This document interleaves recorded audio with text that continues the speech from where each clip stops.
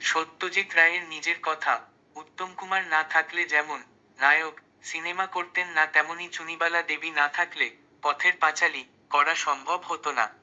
সত্যজিৎ রায়ের পথের পাঁচালী ইন্দির ঠাকরুনের ভূমিকায় অভিনেত্রী চুনিবালা দেবী হলেন আন্তর্জাতিক খ্যাতিসম্পন্না প্রথম ভারতীয় অভিনেত্রী। সত্যজিৎ রায় তখন পথের পাঁচালী সিনেমার হরিহর, সর্বজা, অপু, দুর্গা সব চরিত্রের অভিনেতা অভিনেত্রী পেয়ে গেছেন, কিন্তু ইন্দির ঠাকরুন চরিত্রের অভিনেত্রীকে খুঁজে পাচ্ছেন না। মাথায় হাত, ওই রকম একজন বৃদ্ধা অভিনেত্রী না পেলে যে এ সিনেমা করাই যাবে না। অবশেষে সন্ধান মিলল ঠাকরুনের। পাইকপাড়ায় থাকেন এক বৃদ্ধা, বয়স ৮০। নাম তার চুনিবালা দেবী। বহুদিন আগে একটি সিনেমার ছোট্ট একটি দৃশ্যে অভিনয় করেছিলেন চুনিবালা। সত্যজিৎ রায় তার এক মন্তব্যে বলেছেন, তখন চুনিবালা দেবীর বয়স ৮০ পেরিয়ে গেছে। তোবড়ানো গাল, দেহের চামড়া ঝুলে পড়েছে। ঠিক যেমনটি সত্যজিৎ ভেবেছিলেন এই চরিত্রটিকে, ঠিক তেমনই। এক সকালে সত্যজিৎ হাজির হলেন চুনিবালা দেবীর বস্তির বাড়িতে। সত্যজিৎ একটা মোড়ায় মুখোমুখি বসলেন ওনার সামনে। কথায় কথায় সত্যজিৎ জিজ্ঞাসা করলেন, আপনি পথের পাঁচালী পড়েছেন? বৃদ্ধা চুনিবালা অল্প লেখাপড়া শিখেছিলেন, কিছু বইও পড়েছিলেন। চুনিবালা বললেন, হ্যাঁ পড়েছি বাবা। সিনেমায় ইন্দির ঠাকরুন করতে পারবেন?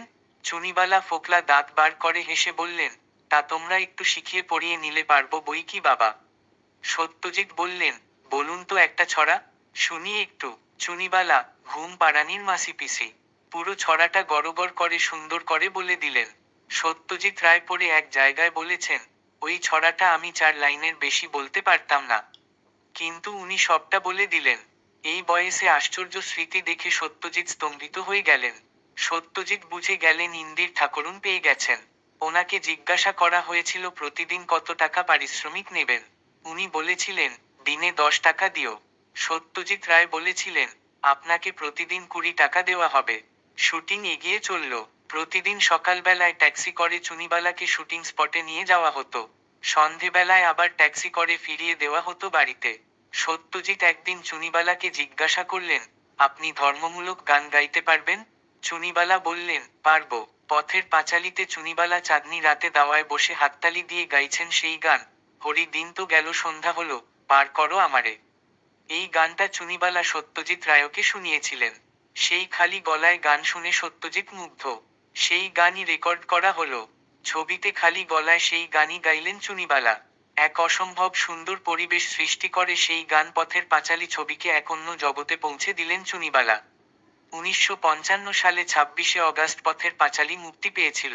সেই বছরেই নিউ ইয়র্কে এ ছবি প্রথম মুক্তি পেয়েছিল। সত্যজিৎ বুঝেছিলেন এ ছবির মুক্তি চুনিবালা দেবী দেখে যেতে পারবেন না। তাই একদিন প্রজেক্টর মেশিন নিয়ে সত্যজিৎ রায় এ সিনেমা চুনিবালাকে তার বাড়িতে দেখিয়ে এসেছিলেন। চুনিবালা পথের পাঁচালী ছবি বাড়িতে বসেই দেখে গেছিলেন, মুক্তির আগে মহান হৃদয় সত্যজিৎ রায়ের উদ্যোগে। ছবির মুক্তি চুনিবালা দেখে যেতে পারেননি তার আগেই, হরি দিন তো গেল সন্ধ্যা হলো পার করো আমারে গাইতে গাইতে না ফেরার দেশে চলে গেলেন। এবার আসল চমক এলো। ম্যানিলা ফিল্ম ফেস্টিভ্যালে আন্তর্জাতিক সম্মানের পুরস্কারে সম্মানিতা অভিনেত্রীর নাম ঘোষিত হলো। চুনিবালা দেবী হলেন ভারতীয় অভিনেতা ও অভিনেত্রীর মধ্যে প্রথম আন্তর্জাতিক সম্মানে ভূষিতা অভিনেত্রী। এক বিরল সম্মানের অধিকারিণী। অনেকেই সম্ভবত এ খবর জানেন না। কিন্তু এই পুরস্কার তিনি গ্রহণ করতে ম্যানিলায় যেতে পারেননি, কারণ তার আগেই তিনি বিদায় নিয়েছিলেন। দুর্ভাগ্য চুনিবালার, দুর্ভাগ্য বাঙালির। ইন্দির ঠাকরুন চুনিবালার প্রতি রইল আমাদের গভীর শ্রদ্ধা।